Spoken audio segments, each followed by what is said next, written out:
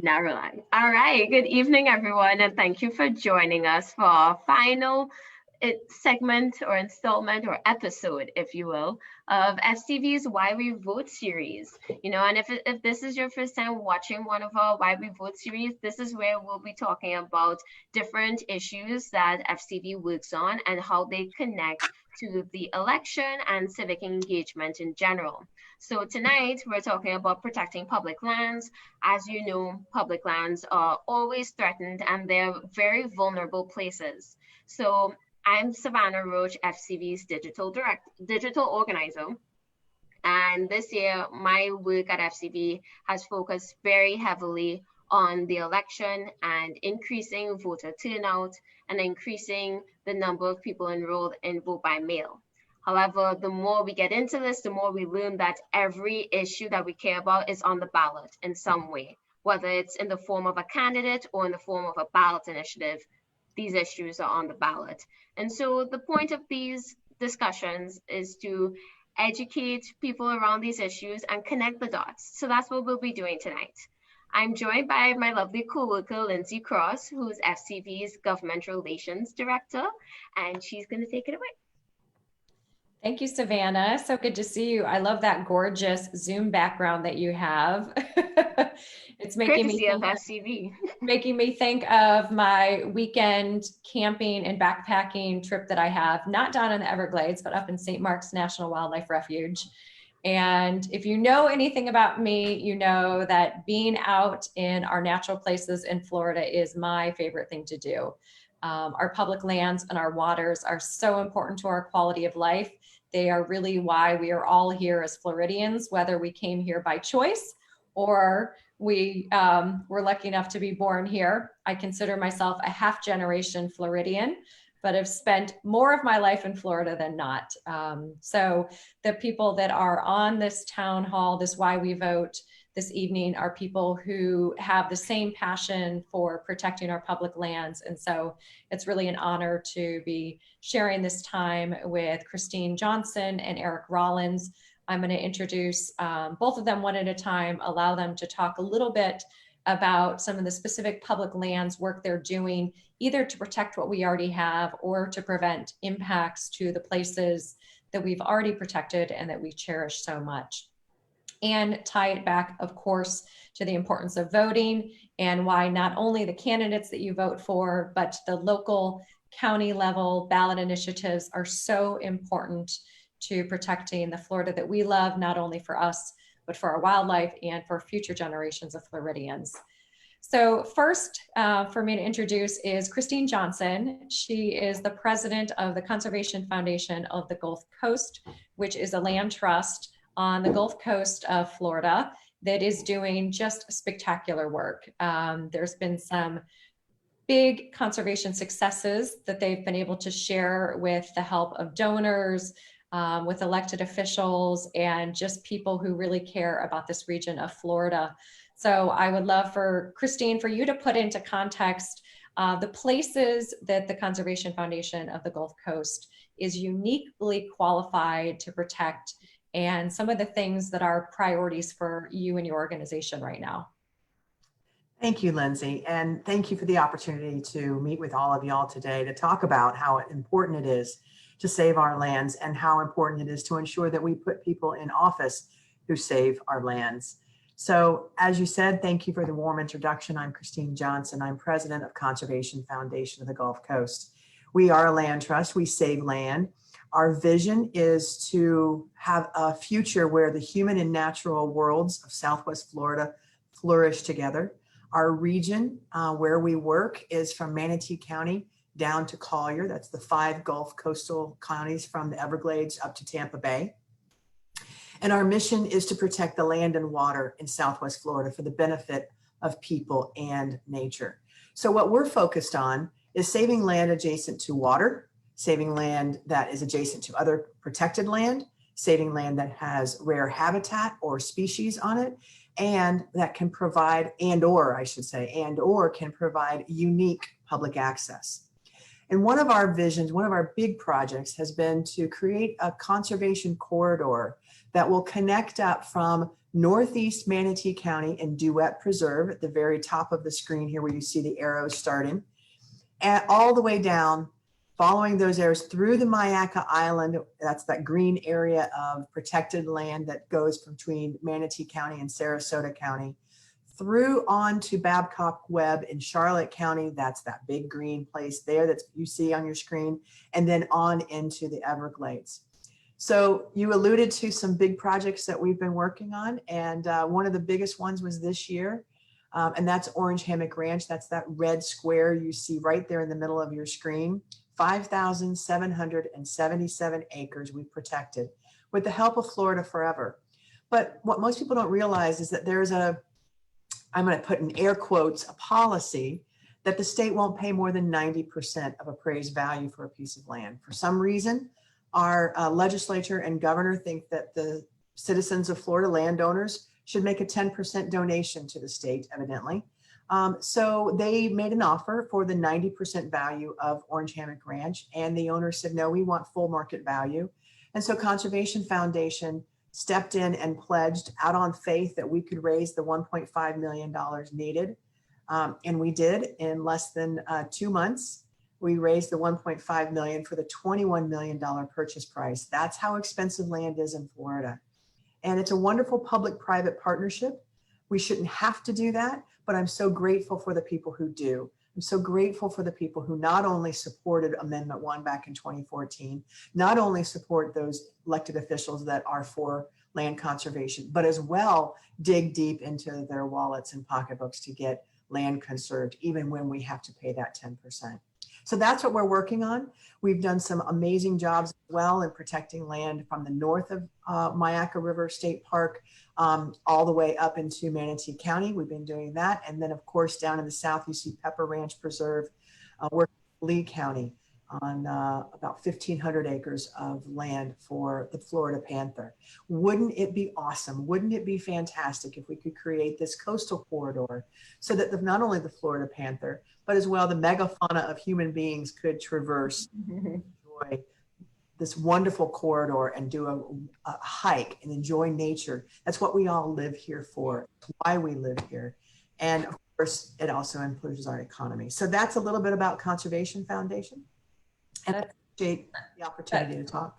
That's so fantastic, Christine. I've never heard humans referred to as megafauna, but I guess we are. And I think that's important that we do not separate ourselves from the natural environment because we're intrinsically linked with it. We depend so heavily on the services that our natural areas provide to us, whether it's clean air and clean water, our food supply, whether it's on those ranches or timber to build our houses and really support the lifestyles that we have in here and our booming tourist economy, but we are also part of nature as well. And for anyone who has enjoyed a park or a preserve, especially now during this global pandemic, knows that we have this deep connection to our natural environment, and these places that the Conservation Foundation and other land trust and government entities are doing really do help to support our public health as well. So thank you for that great description. The idea of having that corridor, I think, is something in a state like Florida when we have to look strategically at how we spend our money. Christine mentioned that our state generally will only pay 90% of the value of land. If you put your house on the market and someone said, I'm only going to pay 90%, and someone else gave you a better offer, you would probably take that better offer. And what can often happen is that developers that have more money can make that offer. And that's why we are in danger of losing some of these big, large landscapes like Orange Hammock Ranch. And so it takes groups like the Conservation Foundation who get their donors and their members involved to make these purchases happen. That's fantastic. I want to introduce Eric Rollins. He is kind of from the same area of the state if you just go a little bit further east along the I-4 corridor. So Eric Rollins is the committee chair for Save Split Oak. And for anyone who's been monitoring the news in the past probably year has probably heard of Split Oak, probably doesn't know that much about it. but it has a really long history, or at least in our Florida history, as a conservation area, something that we as a state that has been protected, but that's really in imminent danger right now. So Eric, I know, is someone who has been actively involved in saving this magnificent forest. Tell people who are not from kind of the Orange and the Seminole area what split oak is and why you've invested so much of your time and energy in its protection. Great. Well, thank you so much, Savannah and Lindsay, and to the League of Conservation Voters for doing this and for always caring so much. I've had a long, wonderful history with the League of Conservation Voters from when I started the Foundation for Florida Environmental Protection, and all of our efforts to ban fracking and to try to appropriate the funds that we were just talking about with Florida Forever, and not spend it on cars, but to actually spend it on land like we all voted for the legislature to do. I got involved really with split oak after I had a success through the Foundation for Florida Environmental Protection. We had a 1.82 acre of green space in downtown Orlando that has a majestic oak that's between 175 and 200-year-old live oak tree with about 8 other significant trees on that land. And when I moved here in '89, the Tree Suite family, they're the ones that had that for a very long time, and they rented it out to the city for $1. So I always thought it was a park. And then one day they said that they were going to sell it and they were going to build an 8-story mid-rise. And everybody just about cried. And so we led the effort and successfully were able to force the city of Orlando, and they were a willing participant after they saw how much community involvement and stress it was causing to take down those significant historic trees and put up another mid-rise. So we were successful. The city spent $5.65 million. It is now a refurbished park with lots of green space, and they even added a doggy park. And then later on, I got a call, and it was somebody from Split Oak. Her name is Valerie Anderson, and she has been the champion and actually did her thesis on Split Oak. And just to give you a little bit of history on Split Oak, it is already mitigated land. It was a promise back in the 1990s when they expanded the convention center in Orange County. And if anybody's ever been to International Drive, you can't miss the second largest convention hall in the country. It's just massive. And when they did that, and I don't know if it's probably the third or second expansion when they did this, when they expanded it, they ruined some very, very sensitive lands, and everybody knew it. I mean, there was no hiding it. It was really the headwaters to the Everglades. And so they set aside, both on the Osceola County side and on the Orange County side, the Split Oak Forest Preserve. And they did this because they knew that they had already ruined land, and this was a promise. And it says right in the paperwork that the Orange County commissioners voted on in 1994 that this land shall remain in perpetuity a preserve. So now 26 years later, promises are meant to be kept, but apparently the Orange County Commission doesn't think so. So we're very frustrated, and Osceola has their share as well. So we have put the pressure on both Osceola and Orange County to do the right thing and do not put a toll expressway with no habitat or consideration for the wildlife to get to one side or the other on a road that could be 6 or 8 lanes with no design effort whatsoever. Now, the people in Orange County we've had a fit, but even though all the public outcry, and unlike Constitution Green, it was a 5-2 vote to go ahead and continue making an application to the state with agreement with Osceola County to put this toll road through the bottom portion of Split Oak. Well, we have in 22 counties in Florida, a charter review commission. We are a charter county. And every 4 years, this is a board that has been formed to bring up important issues and put this on the ballot. And so this was one of the 3 things that are on this presidential ballot. It's Amendment 2. We're saying, yes, please save split oak forest. So and what's really kind of ironic is the people that sit on the Charter Review Commission, they're the ones that are appointed by the mayor and the county commissioners, which are the same people that went ahead and put an application to ruin split oak forest. So there's a little bit of irony that now we're able to be on the ballot, and hopefully we'll win this. And a couple of things were just said that when we look at something on the ballot, it is all the way down at the bottom of the ballot.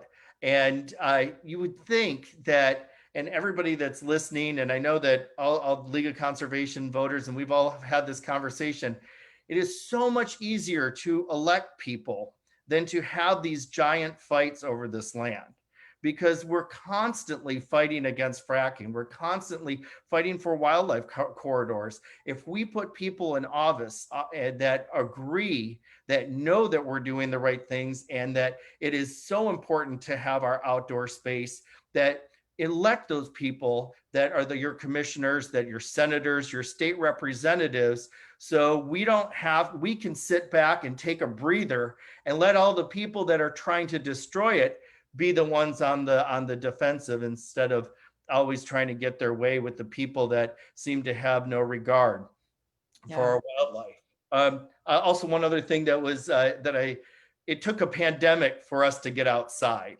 I can't tell you how many more people that we see jogging and running, taking advantage of split oak forest. I mean, it's been there since 1994, but the amount of people that are out there using it, kids that are being homeschooled out there, people that are taking their families for a family outing because they're sick of being indoors. Now they even see the value that we all appreciate, but even see the people that always said, oh yeah, I like the outside.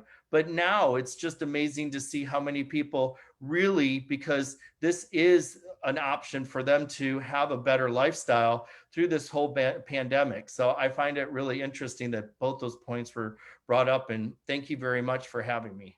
Yeah. So I want to, for people who are not as familiar about how we protect land and some of the kind of talking about the amendments, when we talk about that casually, we do elect people to all levels of government to represent the people and what we want to accomplish. And time again, the people of Florida and across our nation always want conservation. They understand the value of protecting water and land, but sometimes our elected officials don't do what their constituents really want them to do, and can be swayed by special interests and developers and others.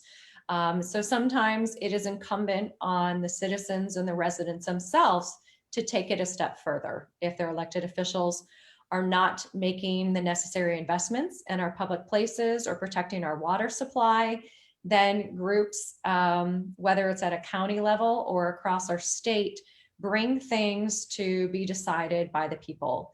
And Christine mentioned something back in 2014, which was Amendment 1 at the time, which is the Water and Land Legacy Amendment, which was meant to restore funding to our vital conservation programs like Florida Forever, which historically infused about $300 million into conservation programs. And we were really the envy of the entire nation. It was a very strategic and forward-thinking conservation program. But after the 2008 recession, that funding dried up. When our economy got back going, unfortunately, that conservation funding did not catch back up. So that is why the people of Florida went to the effort of putting that amendment on the ballot, and 75% of Floridians voted in favor of it. We're still trying to get our elected officials to put those historic funding levels back into the program.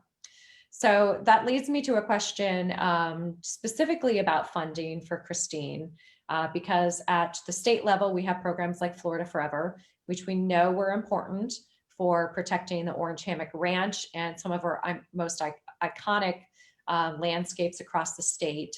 At the federal level, we have programs like the Land and Water Conservation Fund, which was recently reauthorized and funded. But we also have really critical programs that that happen at the regional level, primarily at the county level. In my home county in Pinellas, we have something called the Penny for Pinellas that goes to protecting parks, to repairing bridges, building libraries. And it's a tax that Pinellas County residents have agreed to because they understand the value of those things and how they serve the community. So in Manatee County right now, there is a ballot initiative that if you're lucky enough to be in that county, you have the opportunity to vote on that. I know the website is votewaterandland.org, which is such a great Vote for water and land. For water and land, excuse me. We'll put that into the chat box right now. But Christine, tell me about that and explain a little bit about how these different funding programs work together, whether it's a state, it's land trusts like you oversee, or it's these county level programs. How do those things fit together, and why is approving this amendment so important? So when land trusts work with landowners to save their land, one of the things that is, and probably the hardest thing we do, is find the funding for it, especially, when the landowner wants to get paid for what they're willing to give up. There's development rights, those other rights that would change the land forever. And why wouldn't they, right? Sometimes we're lucky to work with landowners who want to donate a conservation easement, which is an agreement between a land trust or a government agency that runs with the deed, forever, that allows the landowner to still own the land. But again, like I said, either give up or sell those rights. And probably the most expensive of those rights is the development rights. So what we do is we have to try and find the funding. And a lot of times it's a patchwork, it's a quilt of funding sources. You mentioned the Land and Water Conservation Fund. That's for governments to use, not for individual land trusts, not for 501c3s like ours. But there's other federal programs that we go and tap into through the USDA or through Department of Interior. There's Florida Forever, other states have the same. But what's really helpful, of course, is when the county itself, the local, the nearest government entity has a dedicated funding source for land conservation. All of the counties in our region, these 5 counties that we work in, from Manatee to Collier, Manatee, Sarasota, Charlotte, Lee, and Collier, 4 of the 5 have a dedicated funding source for land conservation. They're all named different, like the Penny for Pinellas. For Sarasota, it's Environmentally Sensitive Lands Protection Program. For Lee County, it's Lee County 2020.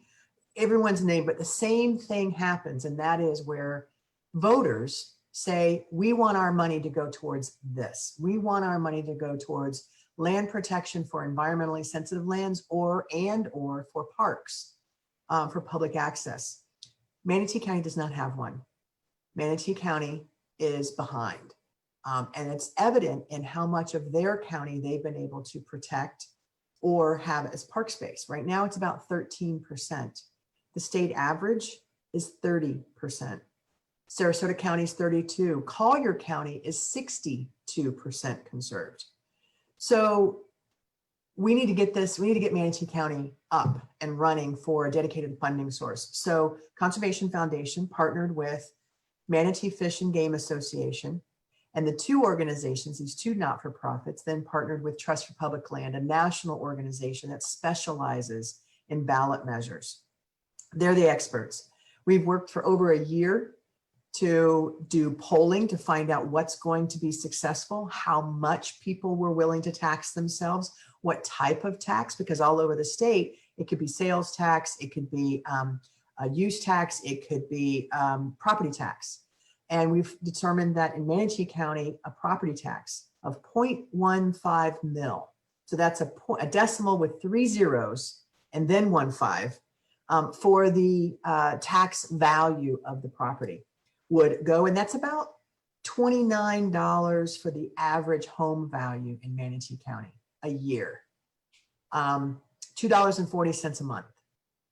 is what we're asking Manatee County citizens voters to vote for, so that there's a dedicated funding source for land conservation. We live in a country where you cannot take land from people without paying for it. So government can't just say, we're not going to build on your land. We're not going to allow you to build. They'd have to pay the individuals for that. Well, where do they get that? From this. But it's not actually, these programs are not a taking. They are in negotiation with willing landowners who are willing to sell either their land or sell their development rights and other rights to prevent the land from ever being changed. What's important as well for people in Manatee County to know, a lot of them are natives like I am. I'm a 5th generation Floridian. Everybody hears about the aquifer in Florida, but in Manatee, Sarasota, and Charlotte counties, we get our drinking water from the surface. We get them from lakes and rivers. We do not have an aquifer below us. So it's important to our drinking water supply to save the land that's adjacent to our Lake Manatee. Most of Sarasota County gets their drinking water from Lake Manatee in Manatee County. So it's really important for people to support this, because they're really supporting not only places to get outside and wild habitat for native species, but as well, they're actually saving their drinking water. That is such a good point, Christine. One thing that we try to stress all the time is that protecting land is protecting water, because we are so directly tied to our water sources in Florida. Whether you're in, the north central part of Florida with our more than 1,000 springs, or whether you're down in, our iconic Everglades ecosystem, Florida is just all about water, and it's all connected. So this, the connection of these lands really does protect our water and us as human beings. Yeah, Christine. I forgot to mention, one of your questions was how we do this. Well, that patchwork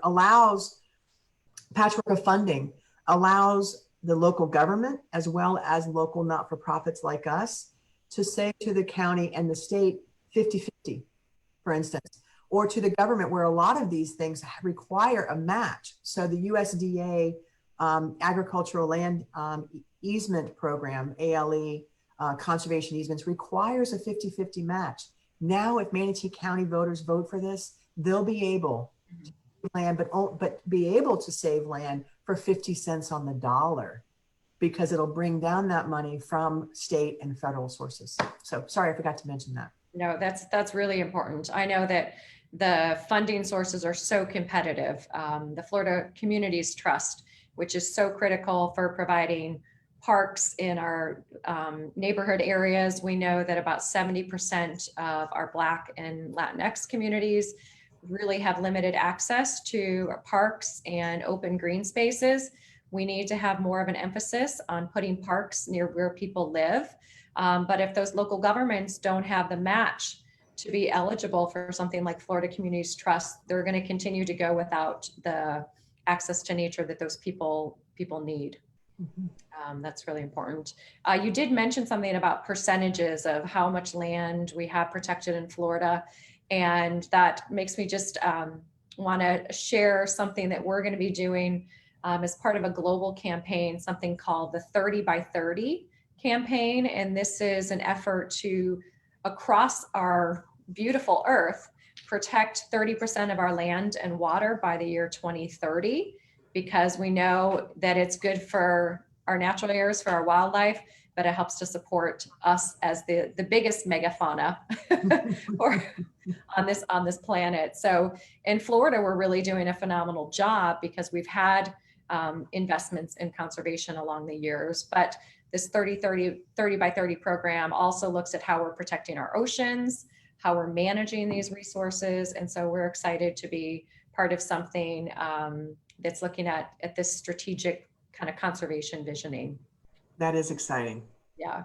So Eric, I want you to be able to share in more specifics what this initiative to save Split Oak looks like, because you alluded to the fact that this discussion's already been happening at the Orange County Commission, that there were votes in favor of letting this new road go through this protected area, this place that was kind of penance for past impacts to really sensitive environmental lands. This is not dissimilar to what we are fighting with the gigantic MCORS toll roads process, which could potentially put 330 new miles of toll roads throughout our state. But Split Oak, this really could set a precedent for how we value our conservation areas and our mitigation lands. So not only is it important in Orange and Osceola County, but it sets an important precedent for the rest of our state that says we do value the promises that we made, and we're going to make do on those promises. So talk more about, if people are voting yes on that ballot initiative, what that means. Okay, well, and you hit a really great point that there's developers all over the state right now that are just waiting to see what happens with Split Oak, because if Orange County and Osceola allow this and somehow find a way to put a toll road through a preserve, if this is setting the blueprint for so many other different areas across the state that we've all taken for granted or fought really hard, succeeded, and then we thought we could take it for granted that that now that they're waiting for this to happen. And that's, it's really, right now, if you look at the map of where Split Oak is going through, you'll see that it's really going through the preserve to access land that is privately owned. I'm a real estate agent, and I just want you to also know that the Orlando Regional Realtor Association gave the thumbs up in the Governmental Affairs Board to send this to the Board of Directors to support, because everybody that is a real estate agent knows that it's not just about building houses, it's about building communities and accessing that green space. And so while the realtors are against it and the people are against it, the developers, and as you made a reference to these toll roads going to nowhere, this isn't to relieve traffic congestion. This isn't to relieve an access road or anything like that. This is being built in anticipation of 7,000 additional homes being built on the Orange County side and more than 20,000 homes on the Osceola side. So I don't, if it's private property, I'm against urban sprawl, and I think that we should do a much better job with the urban infill. But if you're going to cut it across and damage a pristine wildlife, just like you would, that's why we set up corridors. That's why we set this up, is so things like that don't happen. So, when you're talking about the actual impact, that was, and there's 2 assessments that have been done, and they said that there's no easy way to go ahead and do this. And when I say do this, I mean actually the construction of the road. They're not elevating any portion of it. So this isn't, and they offered 1,500 acres of ranch land to trade off the impact of going through Split Oak. But now you're just kicking the can down the road, and that's not fair. That ranch land is not anywhere close to where the FWC, called the Florida Wildlife Commission, calls a jewel in Florida, because they have managed this land extensively with controlled burns, with habitat formation, and it's really a jewel because of the endangered and the threatened species are really enjoying a peaceful and quiet living and a successful living. And I also wanted to just add that on the Osceola side, we're getting on where the other half is a little bit more than a half on the other side, is that they're also going to have to go through their own fight. The majority of this, the proposal goes through the Orange County side, but this is to access land on the Osceola side, and is an extension to the Osceola Parkway, which right now, it doesn't go through Split Oak. And so this is just to answer the question, that it was that this is being built not for people, but this is going to be for people that are supposedly going to be accessing this road in the land in the future. Well, I think that's an important point that you bring up, Eric, because we hear all the time there's 900, there's 1,000 people moving to Florida every day. We have to build these roads. We have to build this development. Well, Florida has overall done a pretty poor job of building developments that are making the best use of our resources and are having the least impact on our natural areas. There was this, a really thorough investigation of this that was done several years ago, collaboratively with the University of Florida. I think it was Department of Ag and Thousand Friends of Florida that looked at population projections and how we could accommodate about another 15 million Floridians living in our state up to the year 2070. And one of the strongest recommendations was that we first protect the most valuable natural and agricultural lands, some that have been scientifically designated through something called the Florida Ecological Greenways Network. Some of them refer to that as the Florida Wildlife Corridor. It's the priority 1 and 2 areas. I love to hear that the Conservation Foundation of the Gulf Coast has its own corridor that they're working on.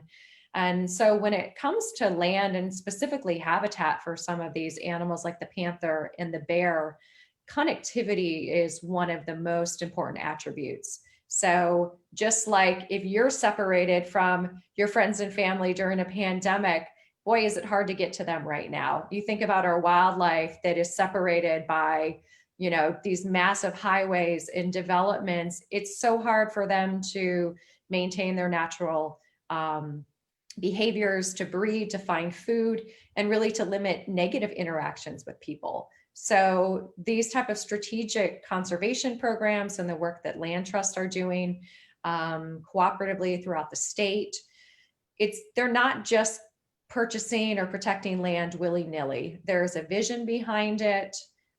There's a way to do it and still accommodate growth and development and a strong economy. But we have to first protect the places that we love and that support us and the ecosystem needs that we have, and then fit the development around that. So I think that's an important distinction to make.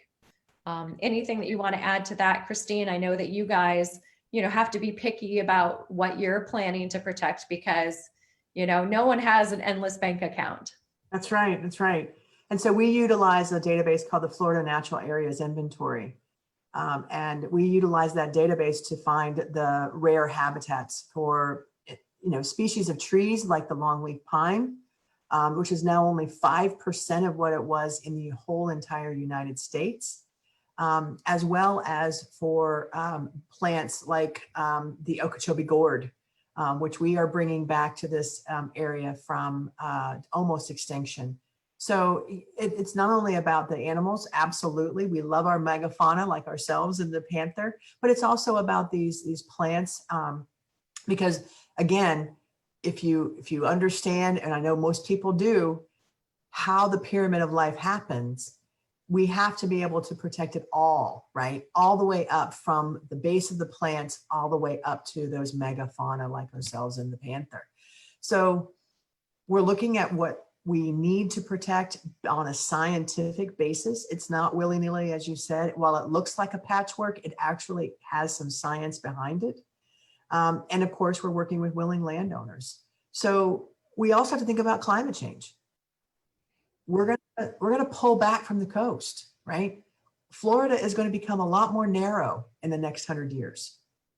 Yes, we need to change some things in our behavior so that we can stop that global warming and stop those sea levels from rising, but they're rising. They're already rising. I don't know if you saw the report, but since 2014, home values on a property that's 6 feet or lower from sea level rise has been decreasing every year. The market is already recognizing sea level rise, whether or not our elected officials are and the policies there. So we also need to make sure that we have places to be. So it's all about good planning. We have to plan for these things. We have to plan for these plants and animals as well as ourselves to be. And I just makes my hair stand on end and my teeth grind whenever I hear a politician say we need more roads. No, we need more public transportation. Oh, That's what we need. Yes. And you know what? We already have the places where those public transportation can go, right down the middle of the I-4 corridor, right down the middle of I-75 and I-95. Come on. We don't need to disrupt any more land. I could not agree more. As someone who recently graduated from university just a year ago, struggling as a college student without a car, having a better public transit system in Florida would be incredibly beneficial to multiple people. Not just will we be able to save the land, but it will also help everyday Floridians save money because then we'll be less dependent on cars, and then lowering our dependency on cars lowers our fossil fuel emissions. So it will truly have benefits across the border. And how about our quality of life, right?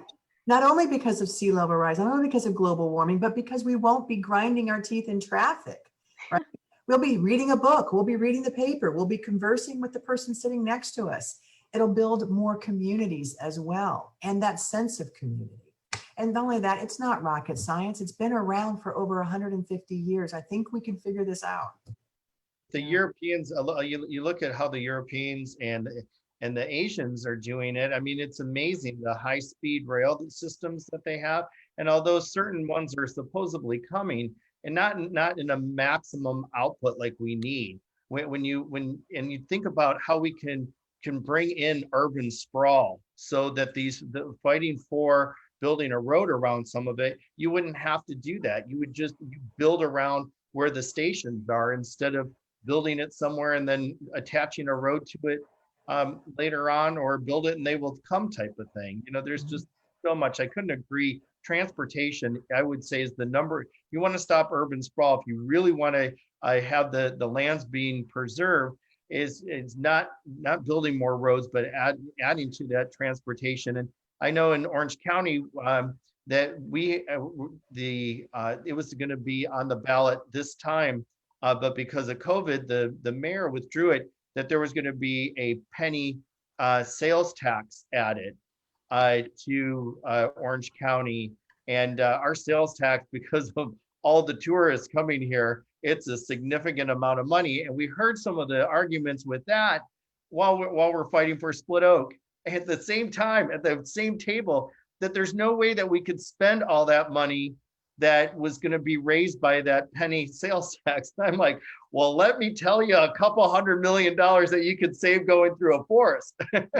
So, you know, it's kind of, we're, you know, and the League of Conservation Voters does such an amazing job of changing that narrative and getting that message across to our elected officials that will listen.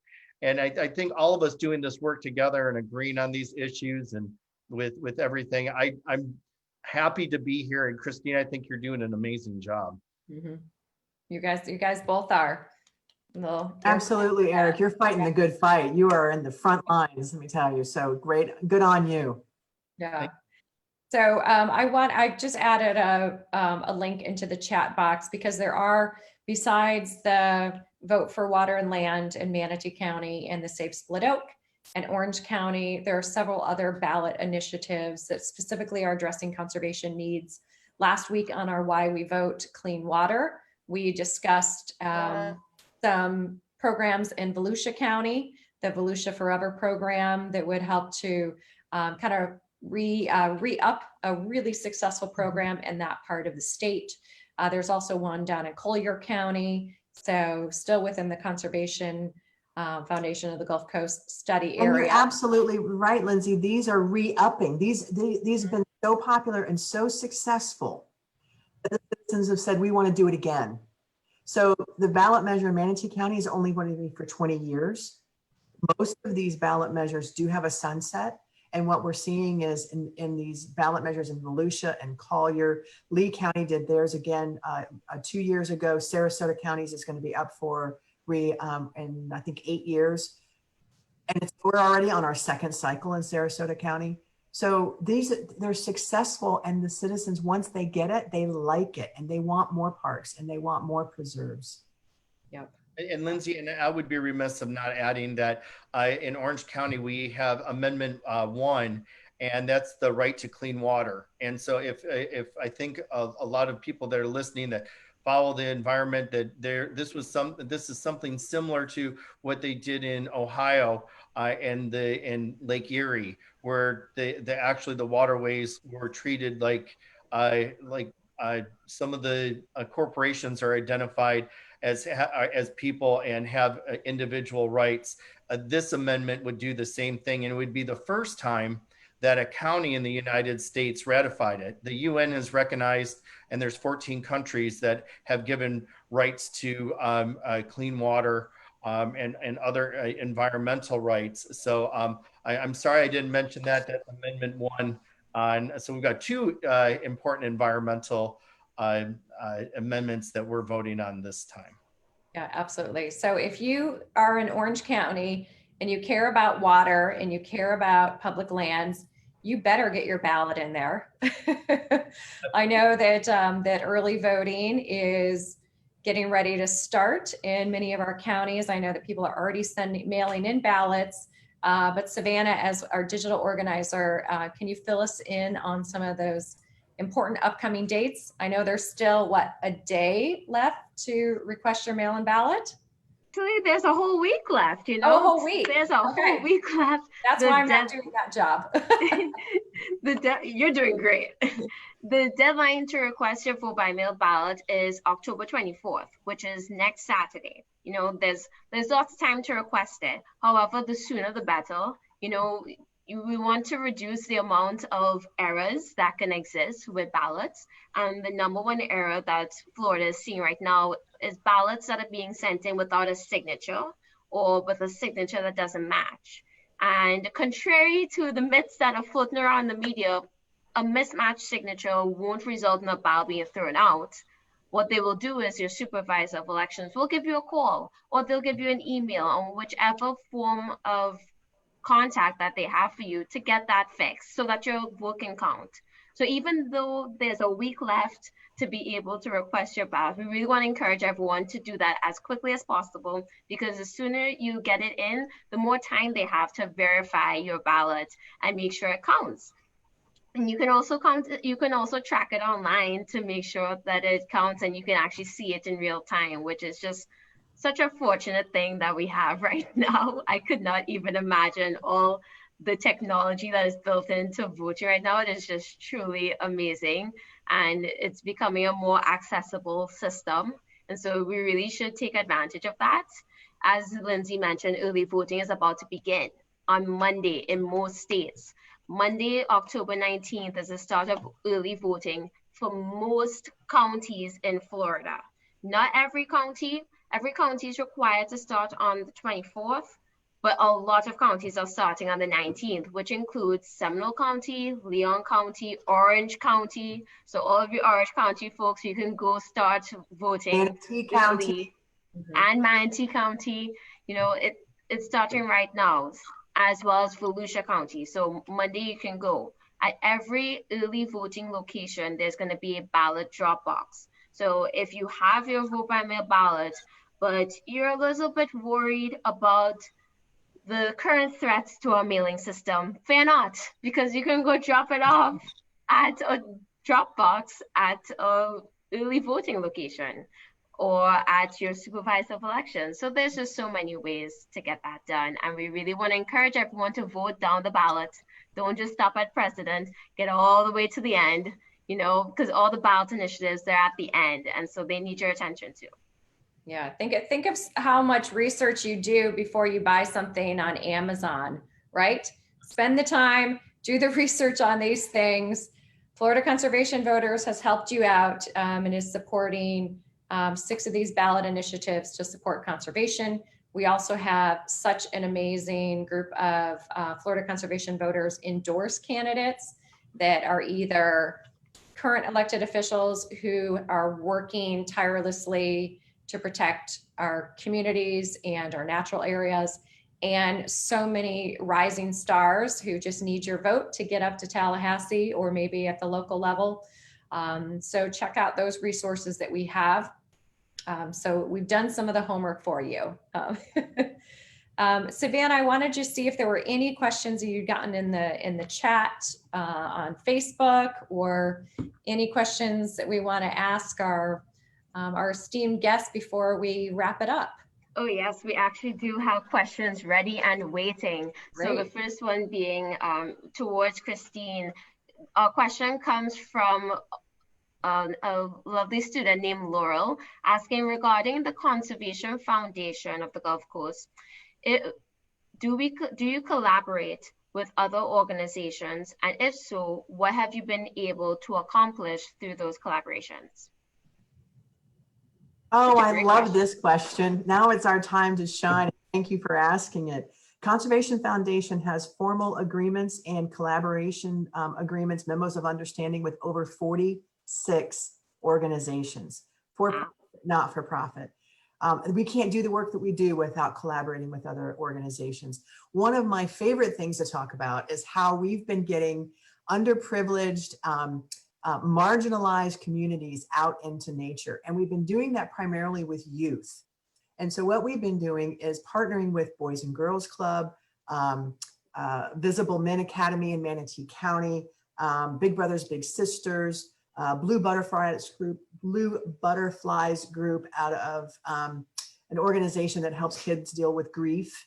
And so what we do is we partner with those organizations to get kids outside, away from their screens, understanding what's going on and recognizing that nature can be there for them when others perhaps aren't. Nature can be there to relieve stress in their lives. And then what we find is just by getting outside with them, they start to ask questions, and they start to ask questions of our biologist and our land steward and our director of land protection. Well, how did you get this job? Did you go to school? Well, what did you, and it's just opens up so many opportunities for them to know that there are other jobs out there for them to get involved. And they're like, you mean you get to be outdoors? This is what you do for a job? You get paid to do this? And it's just wonderful to see them not only have nature nurture them, but as well for their opportunities to start to open up in their mind of what else is out there for them. And then of course they love the land. They love being out there. I grew up in Florida barefoot constantly. I have scars on the bottom of my feet from how many stitches I had to have. Kids don't do that now. So now they're starting to, and we're starting to help and get these kids outside. That's one of my favorite things to talk about in our collaborations. But of course, we collaborate with, of course, all of the counties. We collaborate with the state and federal government, but it's really those kids that's my favorite thing to talk about in our collaborations. Oh, that's wonderful. Thank you for sharing that. That is truly inspiring. Great question. Yeah, and I'll mention that question came from a University of South Florida, St. Pete student named Laurel, who I'm mentoring this semester. So she asked me those questions like, how did you get this job? What do you do? And so it's so much fun for me to be working with her and, sharing some of my experiences, because she's going to be the one on these Zoom calls and, fighting the good fight, walking right. These conversations go a long way. Hand in hand with us. Yep. Step by step. Any other questions, Savannah? Is there anything specifically related to Split Oak? One that I think already got answered. It was towards Eric for Saving Split Oak. Wanted to know on the Friends of Split Oak's website, there's the road threat. And so Laura wanted to know, what is that road threat? But if you would like to reiterate that. The road threat is going from one side to the other of Split Oak on the Orange County side. It would be a 6 to 8 lane expressway, which also to mention on that expressway, once it's developed, it doesn't say that they can't widen it, that they can't do an interchange, they can take more of the land. So that's something that's not addressed in their weak plans right now. But yeah, so it goes from one side all the way to the other. It cuts off the bottom probably about 10% from one side to the other. And like Lindsay referenced, there's no way for the animals that if they're feeding on one side or have their breeding ground on another, or a roost on the other side, that there's no wildlife pathways through it. There's only one footpath for humans, or large fauna, as was Christine's, I think, megafauna. So yeah, so it's if that answers the question. I also just wanted to say, I forgot to say this before, that we're also endorsed by the Sierra Club, the League of Women Voters of Orange County, and Ideas for Us, and we just got the Orlando Sentinel endorsement for all 3 amendments. So for clean water and for saving Split Oak, the Orlando Sentinel endorsed us. It's a little bit late, but we really appreciate, and they've come full circle on this. Before, they were okay with the vote of destroying Split Oak and having the road go through it, but because of public pressure, because of the promises that were broken, and they see how important it is, because the land that was offered to trade off on it isn't as valuable as the land that is preserved right now. Our education has changed their views, and now they've endorsed all 3 amendments. That's phenomenal. So that shows that the conservation voter movement and everyone who is working on these type of issues, that it matters, that it makes a difference. The MCORS process, the toll roads process, which will be coming to a close on November 15th, this first phase. We know from reviewing close to 9,000 public comments, actually more than 9,000, that 93% of the public that submitted comments to the Department of Transportation related to the MCORS is opposed to the roads. And so it is important, when you see petitions to sign, things to share, those steps that you take, the time that you invest in that, to learn about the issues, to talk to your elected officials, to go to the ballot box or mail in your mail-in ballot, it matters. So thank you. I know we're all getting election fatigue, but we've only got a couple more weeks to go. So we all want to make sure that the things that help support us as a state and our communities, that those are represented when we go to the ballot box. So Savana, I will let you close it out. This has really been phenomenal. These things always go by too quickly because I feel like we could talk for hours, but I know my dog is ready for a walk. Oh, we really could talk for hours. I think we can all go off. So as we close off, I just want to thank all of our lovely participants. Christine and Eric, you've both been amazing. Thank you to everyone who asked questions in Zoom or in the chat box. That really keeps it more engaging. And, this has probably been the longest one we've had so far. So that's just fantastic to me, because there's so much knowledge about all of these topics. And so we want to encourage everyone to check out the links that we shared in Zoom and on the Facebook Live. Go look into it. Be sure to research all the initiatives and candidates on your ballot, because it truly matters. Be an informed voter. Conservation voters need to be informed voters so that we really see the difference that we want to see. So again, we want to thank everyone for joining us, and we want to encourage you, if you haven't done it yet, please request your ballot. You have until October 24th and go vote. All right, well, thank you again, and have a good night, everyone. Thank you, everyone. Good night.